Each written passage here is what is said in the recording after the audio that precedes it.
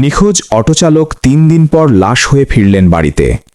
বগুড়া জেলার ধুনট উপজেলার হাঁসখালী হাট এলাকার ইজি বাইক চালক রেজাউল ইসলাম, বয়স আনুমানিক ৫৫ থেকে ৬০ বছর, গত ২৬ ডিসেম্বর শুক্রবার থেকে ইজি বাইক সহ তিনি নিখোঁজ রয়েছিলেন।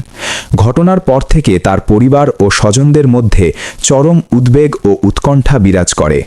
পরিবার সূত্রে জানা যায়, গত ২৬ ডিসেম্বর রেজাউল ইসলাম পরিবারের তাগিদে প্রতিদিনের মতো ইজি বাইক নিয়ে বাড়ি থেকে বের হন।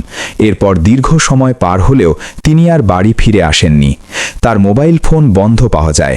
সম্ভাব্য আত্মীয়-স্বজন, পরিচিত স্থান ও মাইকিং করেও তার কোনো সন্ধান মেলেনি। গত রবিবার অজ্ঞাতনামায় তার লাশ পাওয়া যায় বগুড়া শহীদ জিয়াউর রহমান মেডিকেল কলেজ হাসপাতালে। জানা যায়, ছিনতাইকারী তার অটো ছিনতাইয়ের পর তাকে আহত অবস্থায় রাস্তায় ফেলে যায়। স্থানীয় এলাকাবাসী তাকে হাসপাতালে নিয়ে যান। আজ সোমবার বাড়ি ফিরল রেজাউলের নিথর দেহ। মুহূর্তেই পরিবারে নেমে এসেছে শোকের ছায়া।